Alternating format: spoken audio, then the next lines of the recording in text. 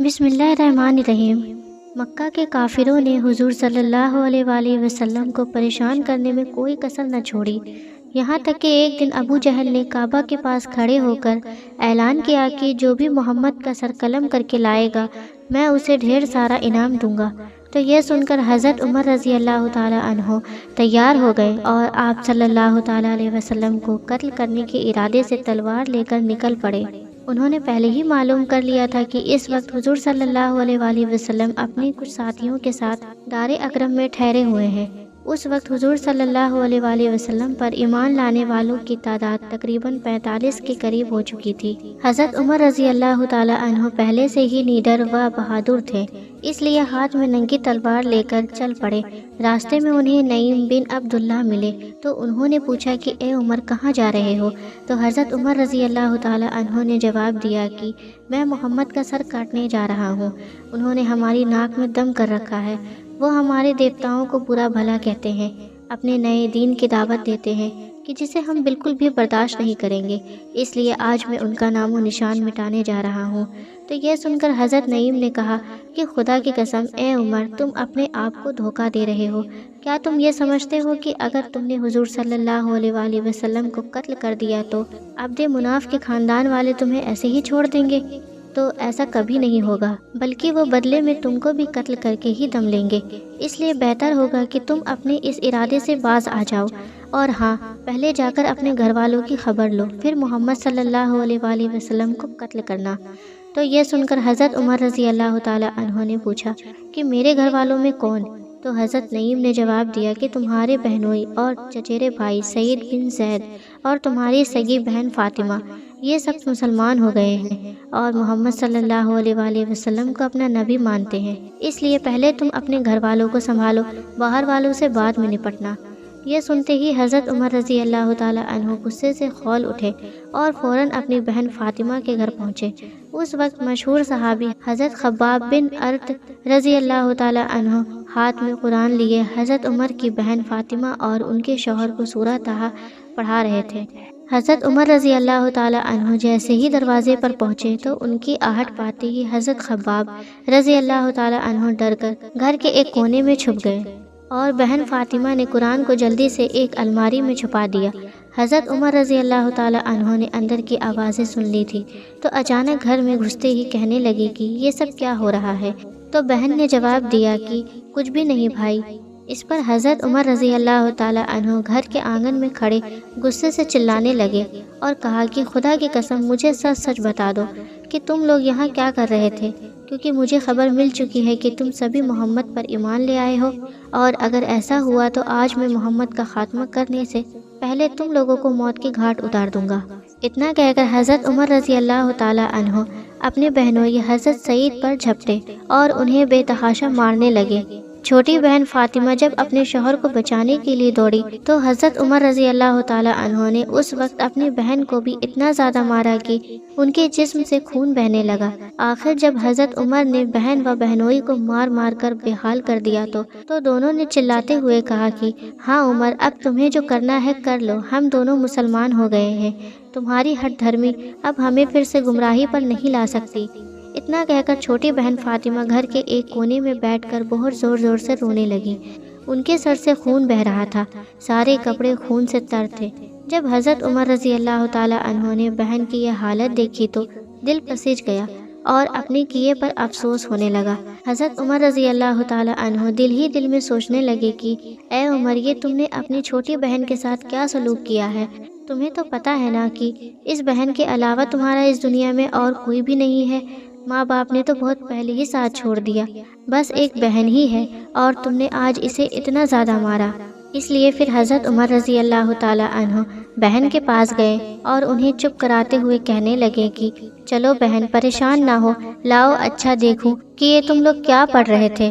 یہ بات حضرت عمر نے اس وقت صرف و صرف بہن کے دل رکھنے کے لیے کہی تھی، ورنہ ان کا ایمان لانے کا کوئی بھی ارادہ نہیں تھا۔ بہن بولی کہ اے بھائی، ہمیں آپ سے ڈر لگتا ہے۔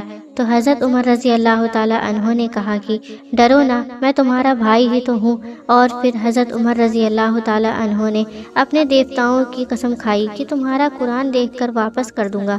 تو بہن فاطمہ نے کہا کہ اسے ناپاکی کی حالت میں نہیں چھو سکتے، اس لیے پہلے آپ غسل کر لو، پھر میں آپ کو قرآن پڑھنے کو دوں گی۔ تو بہن کے کہنے پر حضرت عمر رضی اللہ تعالیٰ عنہ نے جا کر غسل کیا اور پھر بیچ آنگن میں ایک چارپائی پر آ کر بیٹھ گئے۔ بہن فاطمہ نے قرآن لا کر حضرت عمر رضی اللہ تعالیٰ عنہ کے ہاتھوں پر رکھ دیا اور پھر حضرت عمر نے جیسے ہی قرآن کھول کر سورہ طہ پڑھی تو سارا جسم کانپنے لگا۔ وہ جیسے جیسے قرآن کی آیتیں پڑھتے جاتے آنکھوں سے آنسو بہتے جاتے۔ آخر جب حضرت عمر رضی اللہ تعالیٰ عنہ نے سورہ طہ کا پورا ایک رکوع پڑھ لیا تو سر اٹھا کر اپنی چھوٹی بہن سے کہنے لگے کہ آخر یہ کیسا عظیم کلام ہے، یہ انسانی باتیں تو ہو ہی نہیں سکتی، اور اب مجھے پورا یقین ہو گیا ہے کہ محمد ایک سچے نبی ہیں، کیونکہ جب انہوں نے بچپن سے آج تک کبھی کسی دنیاوی معاملے میں جھوٹ بات نہیں بولا تو آخر وہ اللہ کے بارے میں کیسے جھوٹ بول سکتے ہیں، اس لیے اب میں ان پر ایمان لانا چاہتا ہوں۔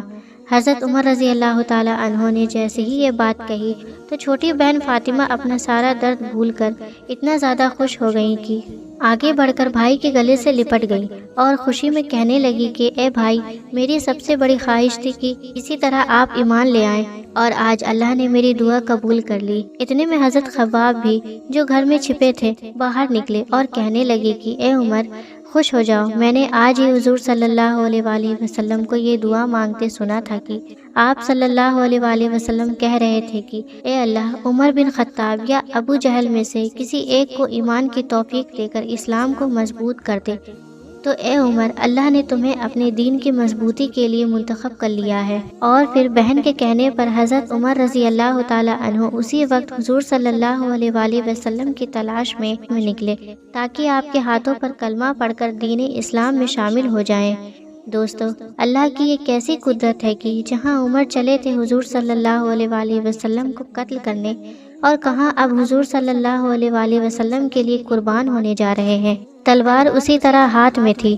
حضور صلی اللہ علیہ وآلہ وسلم دار اکرم میں تھے۔ وہاں پہنچ کر حضرت عمر نے دروازہ کھٹکھٹایا۔ آواز سن کر ایک صحابی اٹھے اور دروازے کی دراز سے جھانک کر دیکھا تو حضرت عمر ہاتھ میں تلوار لیے باہر کھڑے تھے۔ حضرت عمر رضی اللہ تعالیٰ عنہ کو ایسی حالت میں دیکھ وہ صحابی بہت زیادہ ڈر گئے۔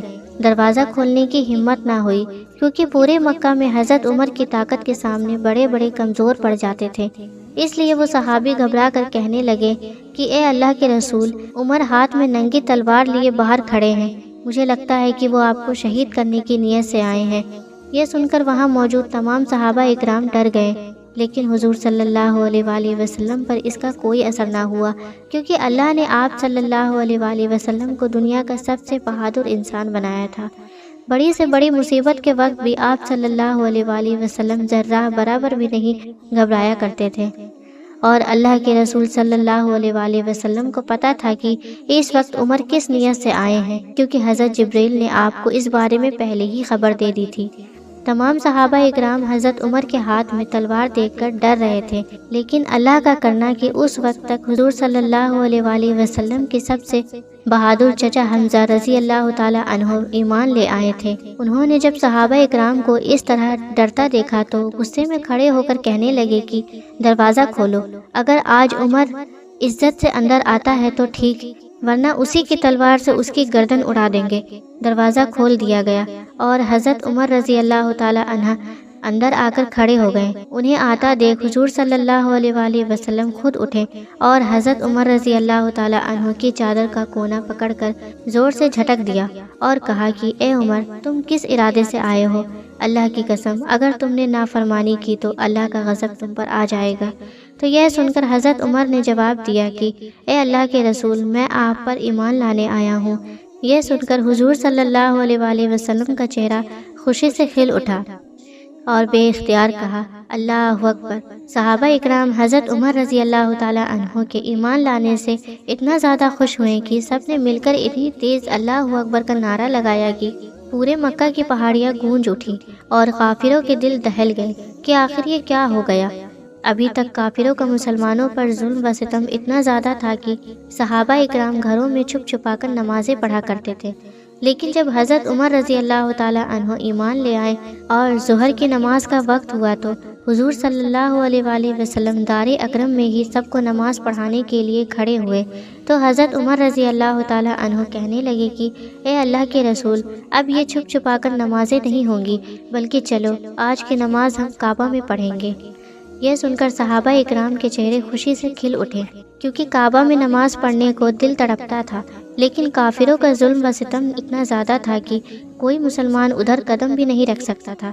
لیکن آج حضرت عمر رضی اللہ تعالی عنہ کے ایمان لانے سے صحابہ اکرام کا دل اتنا مضبوط ہو گیا کہ سبھی حضرت عمر رضی اللہ تعالی عنہ کے ساتھ کعبہ کی طرف چل دیے۔ حضرت عمر رضی اللہ تعالی عنہ کے ہاتھوں میں ننگی تلوار تھی۔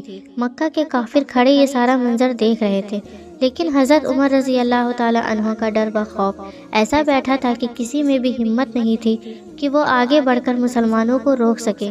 آخر جب حضور صلی اللہ علیہ وآلہ وسلم کعبہ کے سامنے تمام صحابہ اکرام کو ظہر کی نماز پڑھانے کے لیے کھڑے ہوئے تو حضرت عمر رضی اللہ تعالی عنہ اپنی تلوار لے کر پیچھے کھڑے ہو گئے اور مکہ کے کافروں سے کہنے لگے کہ تم میں سے جس کو بھی اپنی بیوی کو بیوہ اور اپنے بچوں کو یتیم کرنا ہو تو وہ آج آئے اور عمر کا مقابلہ کرے۔ خدا کی قسم میں اس کی گردن کاٹ کر اس کے ہاتھ میں رکھ دوں گا۔ مکہ کے کافروں پر حضرت عمر رضی اللہ تعالی عنہ کا ایسا خوف طاری تھا کہ کوئی بھی آگے بڑھنے کی ہمت نہ کر سکا، اور آخر حضور صلی اللہ علیہ وآلہ وسلم نے اپنی نماز مکمل فرمائی اور حضرت عمر رضی اللہ تعالی عنہ کے ایمان لانے پر اللہ کا شکر ادا کیا۔ پیارے دوستو، امید کرتی ہوں کہ آپ کو آج کا یہ واقعہ پسند آیا ہوگا۔ اس واقعے کو زیادہ سے زیادہ اپنے دوستوں میں شیئر کریں۔ اگر ویڈیو اچھی لگی ہو تو لائک کر کے ہمارے چینل کو سبسکرائب کر لیجئے اور ساتھ میں لگے بیل کو بھی دبا دیں تاکہ ہماری ہر نئی آنے والی ویڈیو کا نوٹیفیکیشن بر وقت آپ کو ملتا رہے، اور پیارا سا کامنٹ کر کے اپنی رائے ضرور بتائیں۔ اگر زندگی رہی تو ایک اور ویڈیو کے ساتھ انشاءاللہ حاضر ہوں گے۔ ابھی ہمیں اجازت دیجیے۔ السلام علیکم۔